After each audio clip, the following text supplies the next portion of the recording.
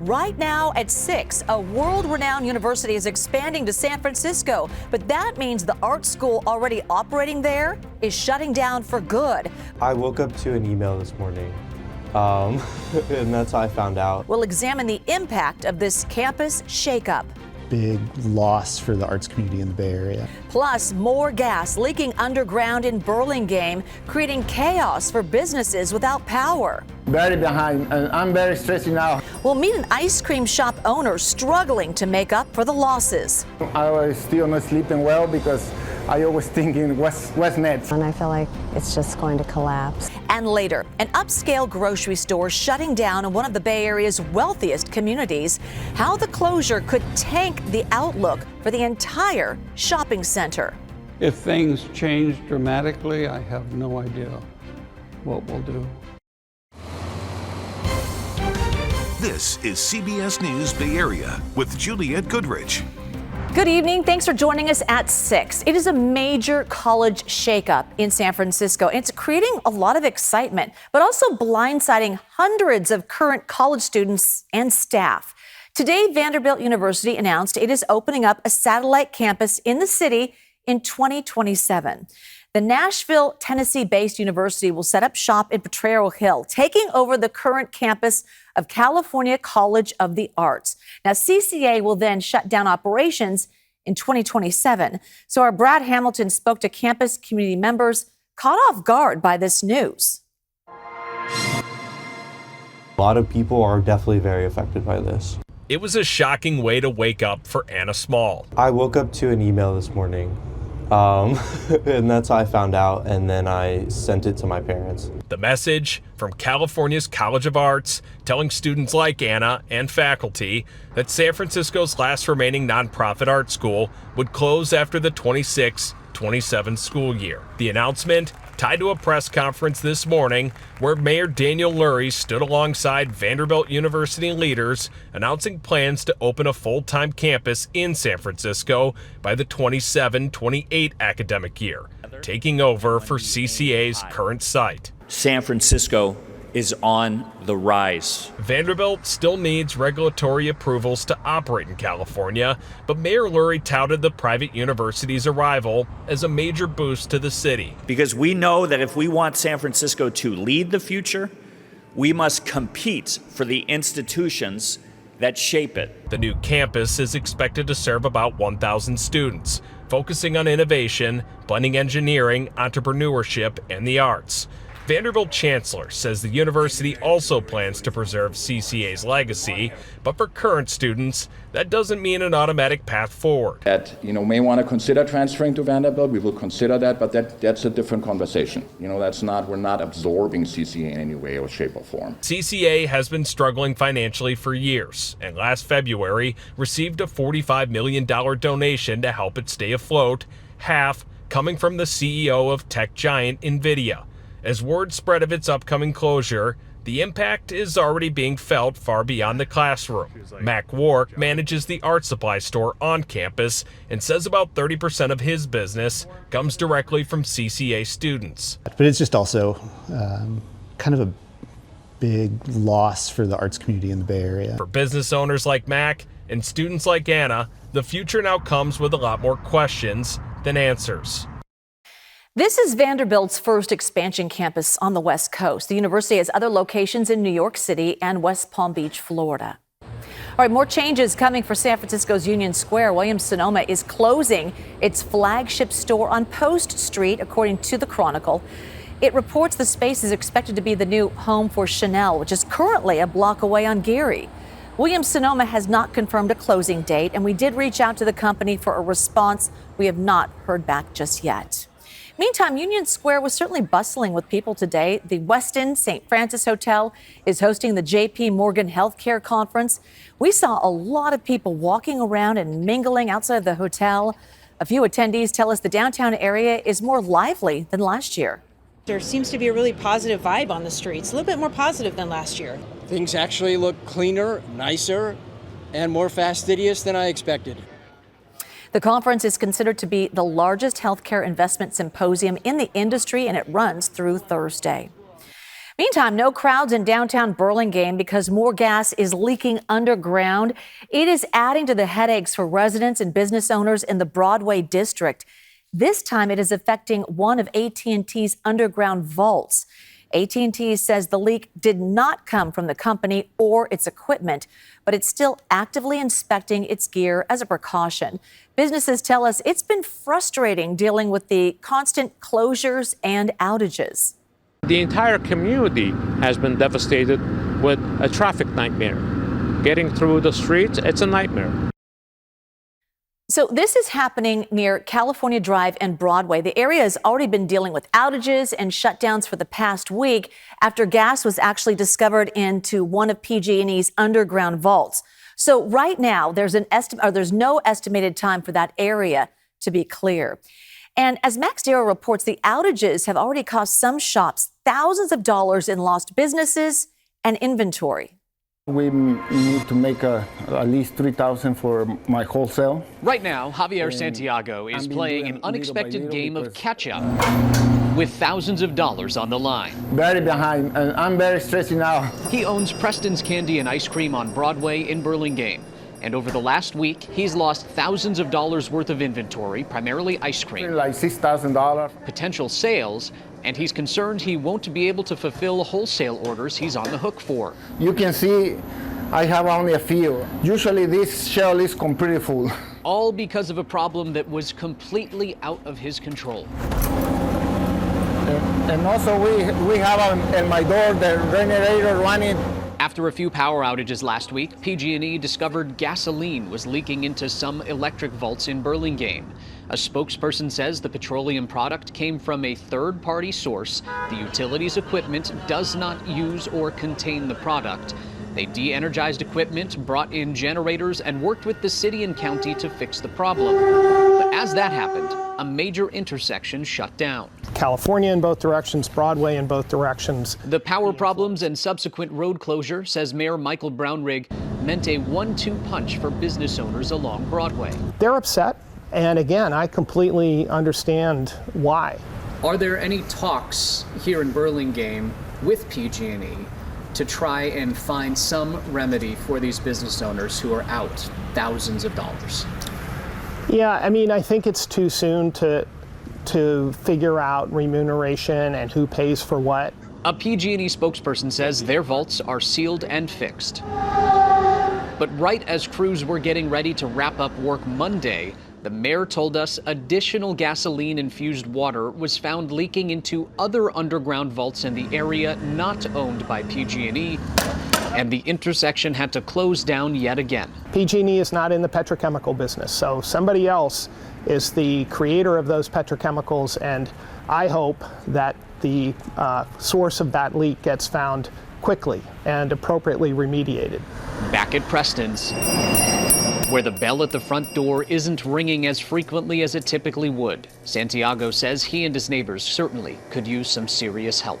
Frustrated for the whole week, and I was still not sleeping well because I always thinking what's next. Not the start of a new year he'd hoped for, but he's playing the hand he's been dealt as best he can. A PG&E spokesperson told us once the fire department gives them the all clear that it is safe to re-energize customers, they'll start the process of taking them off the generators. All right, a major update to a story we have been following. The man accused of shooting an 11-year-old girl in the head in Antioch is now in custody. 23-year-old Ryan Hardy self-surrendered to the San Francisco Sheriff's Office after more than a week on the run. Police say he opened fire at an apartment complex on January 5th, hitting the girl while she was in a car. Police say she was not the intended target. Her parents say she remains in critical condition. A call for prevention and healing at the state capitol today. Survivors of the Stockton mass shooting are demanding free recovery resources for young victims of violence. In November, 4 people were killed at a birthday party. 3 of them were children. Advocates want funding for a flexible cash assistance program for survivors, which was cut last year. They also want funding for trauma recovery centers, where people 21 and younger can get free therapy for up to a year, and free mental health services for children and youth who witness or experience gun violence. Imagine how many lives could be saved and how many public dollars could be spared If the young people who experienced or witnessed gun violence that day and any other time in this state received the proper therapeutic services they needed to heal and deal with that emotional trauma. The governor's office says it's in the early stages of this year's budget process, but the community advocates are adamant the state needs to do more. All right, a massive sewage spill is prompting a local emergency declaration. This is in Lake County. So the city of Clear Lake is sharing this video with us. Take a look. It shows the mess. A road just covered in sewage, a 16-inch line leading to a water treatment plant ruptured, sending sewage pouring into people's backyards and a creek. At least 50 properties were impacted. Lake County is telling residents in the area to not touch or use water unless you're connected to a municipal water system, leaving many homeowners pretty frustrated. This is muddy poop water and muddy poop mud that they're creating out here that's going to dry. Yeah. And then once it dries and people do 50 miles an hour down here again, that dust is going to be poop dust. All right, so we'll have much more on the cleanup and the impact to homeowners more tonight at 7 o'clock. Still ahead here at 6 o'clock, one of the Bay Area's wealthiest enclaves is losing a supermarket that anchors an already struggling mall. There were so many shops, and it's hard to see the shopping center as a whole, just not to have as many things. Plus, an historic East Bay Taco Bell will live no mas. We'll visit one of the last mission-style locations as it closes its doors for good. An upscale grocery store in the East Bay announced it is closing after almost 20 years in business. Draeger's Market has been a staple for the Danville community since 2007. The market was one of the only businesses still open at the near vacant Blackhawk Plaza, and now its owners are blaming the shopping center management for its closure. As our Katie Nielsen reports, she heard from another business owner in the plaza who's worried about what it will mean for attracting shoppers.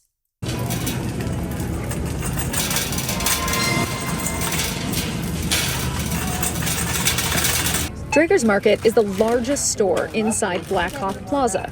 And right across the way is the gallery. This is my work here. Gene Howard is an artist and also part of the Blackhawk Gallery, which is run as a co-op. I think it's the premier gallery in the East Bay. The size of the gallery, the wall space, the floor space, it's wonderful. The gallery first opened in 2009, just 2 years after Draeger's. And Gene says for a while it had great foot traffic. But after the movie theater closed and many of the shops and restaurants closed, they've seen fewer and fewer people wandering in, which is why losing Draeger's could be a hit to the remaining businesses. It's a shame that there's not more activity, and we would benefit from that.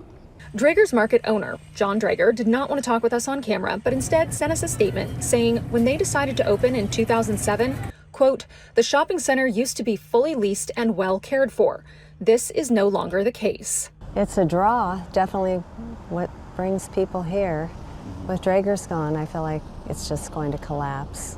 The shopping center has faced numerous struggles over the years. Back in 1997, there was an article in the SF Gate talking about how the shopping center was struggling and less than a third of the space was leased out. The article said part of the problem was the fact the shopping center is 7 miles from the freeway, making it a destination only for those who live nearby. Certainly not enough of a population to support stores like Saks Fifth Avenue that used to have a location here in the 90s. One shopper pointed out, some days there are more geese in the plaza than people. It's sad, Draeger's even sells the duck food for them. Amy Sidebottom used to live nearby, but now lives in Dublin and still drives over just to go to Draeger's, but says she understands why they need to close. There were so many shops, and it's hard to see the shopping center as a whole, just not to have as many things. I remember when there was an Ann Taylor here. With the largest tenant leaving, Gene and others worry about the future. If things change dramatically, I have no idea what we'll do. The Draeger's Market here in Blackhawk Plaza will close sometime in the middle of February, where the Menlo Park and Los Altos stores will still stay open.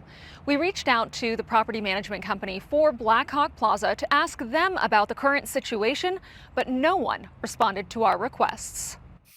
Staying in Contra Costa County, one of the last mission-style Taco Bells in the country is closing this week after 60 years. Today is the last day you can order food from the Taco Bell on Mount Diablo Boulevard in Lafayette. It's among a shrinking number of locations nationwide that still sports those arched windows and earth-toned bricks. One customer wanted to visit a childhood staple one last time. I'd grown up coming here and driving by this every single day going home, and thought I'd come in for one last meal.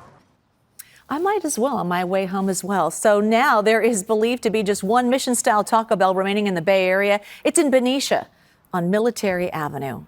All right, we head to the South Bay now. San Jose City Council just approved a $3 million investment for the city's Mexican Heritage Plaza. The city says the plaza in East San Jose will be transformed into a hub for culture, food, and wellness. Improvements include a black box theater for live performances and a community cafe. Councilmember Peter Ortez, who represents that area, says this project is an investment in the city's history. For too long, East San Jose has been asked to wait. Well, today, that changes. It represents something different. It represents the city stepping up to help right historical wrongs, not just with words, but with solid action. All right, construction is set to be completed in January of next year. Burrito Supreme, no sour cream. Thank you. Okay, good luck with that. Let's take a look at what's happening out there today. We had high temperatures running a good 6 or 7 degrees above average. Even one of the cooler spots in Concord managed to get up into the middle portion of the 60s. Not bad at all for the middle of January. More of this to come, but eventually we do need to get some more rain around here. See if that's going to happen anytime soon. Coming up in the First Alert forecast. We have settled into our latest long stretch of tranquil, rain-free weather across the Bay Area. We had this to begin the month of December. This one looks like it's going to last a couple of weeks as well. Let's take a look at the reason why. We can track the amount of moisture in the atmosphere using what we call the water vapor satellite imagery, and all the moisture is way up to our north and off to our east. This big area of orange out over the Pacific, that indicates dry and, well, relatively warm air, but basically it's a hill of air in the atmosphere that is directing the storm track way up to our north, and for as long as this thing is hanging out, it is going to keep us rain-free and in this relatively stagnant air mass as well, which means air quality is going to be an increasing concern. But let's take a look at maybe the changes that are on the horizon. Way on the horizon. We're talking about the 8 to 14 day outlook from the Climate Prediction Center. That's the time frame we have to look at for a return to near normal rain chances. Any signal towards above average rainfall still just off to our east, but by that point we'll have seen over 2 weeks of dry weather, and it'd be good to get some at least typical January rain chances to at least come close to the Bay Area. We're still looking beyond the scope of the 7-day forecast at this point. So air quality is one of the things we have to monitor. Today it was mostly in the moderate category, and that's about where we're going to stay through the rest of the work week and into the weekend. The longer we're in this stagnant air mass, the more likely it is that we get some orange dots mixed in, indicating that unhealthy for sensitive groups air quality range. That's something we'll continue to monitor, but right now, no spare the air alerts in effect for the Bay Area, at least at this point. Looking towards the Golden Gate from Salesforce Tower. Now the sun is down, the camera's gone a little out of focus. Temperatures still 60 degrees in San Francisco and still close to 60 in San Jose. Everybody else dropping back a little bit faster, down into the low 50s. And we'll see a mix of 30s and 40s on the map by early tomorrow morning. But like today, we will bounce back quickly, which is good news for our adoptable dog of the day. This is Max, who is adoptable from Lily's Legacy in Petaluma, where the high temperature will climb into the 60s once again tomorrow. They're a senior dog rescue, but he looks like he is a pretty frisky senior. If you all put up a link to his adoption information right after this weathercast on social media. Let's take a look at how the fog is going to behave as we head through the rest of tonight. And like the past couple of nights, the bulk of the really dense fog, the really persistent fog, is going to be in the Central Valley. But enough of that Thule fog sneaking in to the inland valleys of the East Bay to kind of put the brakes on how fast our temperatures warm up. So after that start in the upper 30s and low 40s, well, the East Bay is going to have a harder time climbing out of the 50s, but you should climb up into the mid to upper 50s in places like Antioch and Brightwood, Fairfield and Concord. Those numbers are normal for this time of year. Everybody else where the fog isn't as much of a factor, you're going to be several degrees above normal, into the low to mid 60s for most of the North Bay, also low to mid 60s around the Bay. Temperatures at the coast, mostly in the middle portion of the 60s as well. In the Santa Clara Valley, you'll have some of the warmest spots on the map climbing up into the mid to upper 60s, 67 in Los Gatos, 68 degrees in Morgan Hill for those high temperatures tomorrow. Again, inland, we're going to be seeing the coolest readings as a result of the behavior of the fog, but still a mix of upper 50s and low 60s is just fine for the month of January. Temperatures around the Bay, without as much fog, should be able to warm up pretty nicely into the low to mid 60s, running about 5 to 7 degrees above average on a day-by-day basis.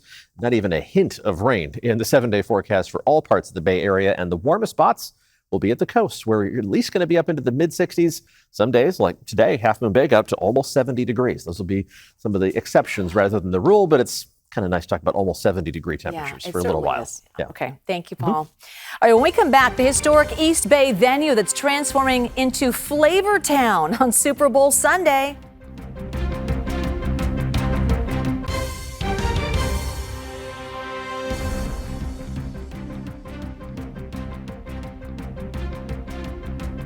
The lineup is out for this year's Bottle Rock Music Festival in Napa Valley. If you're a fan of the 90s and 2000s nostalgia, you are in luck. Backstreet's back, all right. All right. Yep, you heard that. The Backstreet Boys are one of the headliners for the 3-day festival. Other big names include the Foo Fighters, Lil Wayne, and Lorde. Thousands of people flock to Wine Country for Bottle Rock every Memorial Day weekend. The festival runs from May 22nd to May 24th, 3-day general admission tickets. They go on sale tomorrow morning at 10. Former Food Network host and North Bay resident Guy Fieri is inviting folks around the Bay Area to a Flavor Town experience ahead of the Super Bowl next month. He's hosting the Flavor Town Tailgate. It's happening at the Cow Palace on Super Bowl Sunday. So guests can try a number of Guy's food concepts, including a Flavor Town cheeseburger burrito, Kobe beef sliders, and a mountain of nachos, appropriately called the Nacho Rama. Admission is free.